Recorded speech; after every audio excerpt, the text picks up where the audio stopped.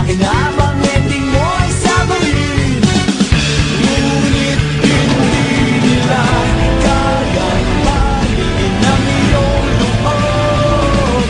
Ang pag-ibig na hawak mo'y hindi malulubog.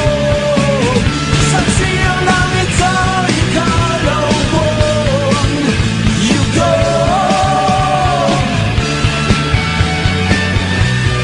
Lumiyag ka. Marami na ang pangyayari sa ating mundo ang nagpahubog sa ating sibilisasyon upang maging produktibo ang kasalukuyang henerasyon. Tunghayan at sundan natin ang isa sa makabuluhang kabanata na nagbigay daan sa kapayapaan ng daigdig.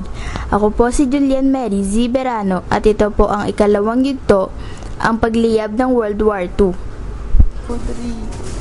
Nagsimula ang ikalawang pandigmaang pandaigdig ng pinasabog ng hukbong Hapon ang isang US Navy base sa Hawaii, nakilala sa tawag na Pearl Harbor.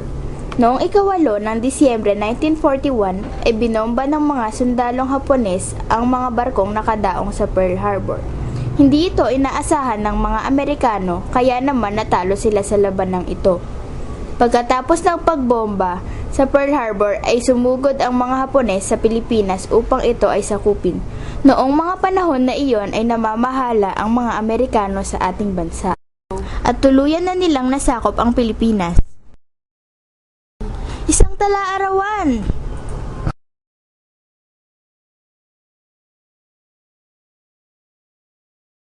In the Pacific during World War II, 1941, Yamashita, the admiral, called the Tiger of Malaya, conquered the East. Sir Yamashita, napasuko na natin ang mga tao dito sa atin na Malaya. Magaling, aking mga kawal. Ngayon at nasa kamay na nating mga Hapones ang Malaya, ay titirahin na natin ang pera sa silanganan. Ha ha ha! Mga kawal, humanda na kayo. Lulusubin na natin ang Pilipinas para sa Japan. Para sa Japan! Habang nakikipagdigma ang mga Pilipino laban sa Hapones, kumalat at naminsala ang huli sa Thailand. Bago matapos ang Disyembre, napasa kamay ng kalaban ang Hong Kong, Guam at Wake Islands. Noong ika-2 ng Enero 1942, kinuha nila ang Maynila, bagaman idineklara itong open sea. Magaling! Nasakop na rin natin ang Maynila. Ngayon naman ay ang... Sa Yamashita, may mga kuta pa natagpuan ang ilan nating kasama sa Bataan at Corregidor. Mukha talaga matigas pala itong mga tao dito. Tara, kailangan na natin silang tapusin. Sugod! Hindi lamang ang Pilipinas ang nasakop ng mga Hapones sa panahon ng ikalawang digmaang pandaigdig. Napasakamay na rin nila ang Wake Islands, Malaya at iba pa. Sa Pilipinas ay hindi naging madali ang sinapit ng ating mga kababayan sa kamay ng mga Hapones. Naging malupit ang trato ng mga Hapones sa Pilipino. Isang patunay ng pagmamaltratong ito ay ang Death March. Ito ay ang paglalakad ng milyon-milyong Pilipinong bilanggo mula Maribeles, Bataan hanggang Camp O'Donnell. Maraming Pilipino ang namatay dahil sa kahirapang sinapit nila. Isa itong malaking trahedya para sa Pilipino noong panahong iyon. Noong October 25, 1944, inatake ng mga Hapon ang mga barkong pagdigma na nakadaong ng sunod-sunod na aerial attacks. Ito ay mas kilala sa kamikaze. Sumugod ang mga Hapon sa Leyte Gulf at sadyang binangga nila ang mga barkong nakadaong dito.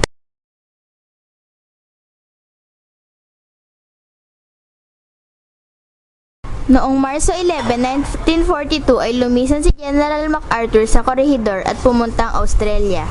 Sa kanyang pag-alis ay ipinangako niya sa Pilipino na siya'y babalik at binitiwan ng mga katagang I shall return.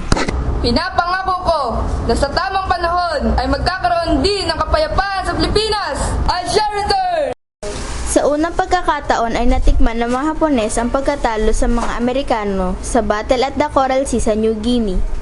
Naglaban ng magkabilang pwersa at nanalo ang mga Amerikano laban sa mga Hapones.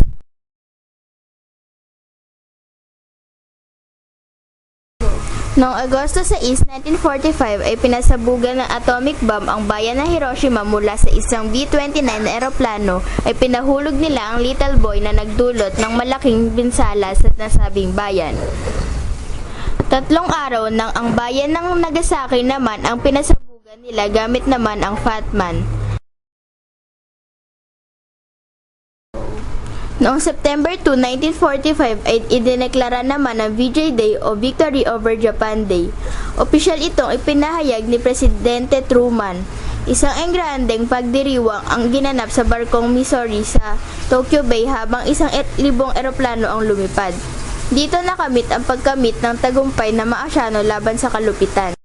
Noong October 24, 1945 ay inaitatag ang United Nations upang nagsilbing simbolo ng kapayapaan sa buong mundo. Si Carlos P. Romulo ang kauna-unahang kinatawan ng Pilipinas sa nasabing organisasyon at dito na nagtatapos ang kaguluhang dulot ng World War II. Kung inyong mapapansin ay walang pangalan ang mga puntod sa litrato. Sila ang mga veteranong nakipaglaban sa Corregidor at Bataan noong ikalawang digmaang pandaigdig. At hanggang sa ngayon ay hindi pa natutukoy ang kanilang pagkatao at ang mga pamilyang naulila nila.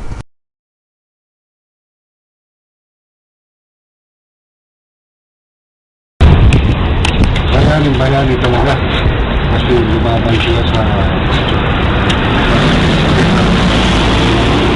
Ano po masasabi niyo sa ikalawang digmaang pandaigdig?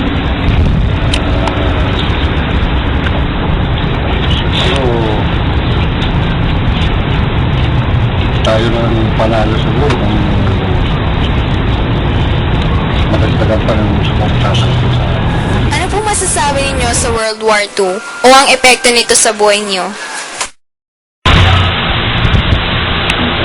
mahirap pero bandang huli masaya.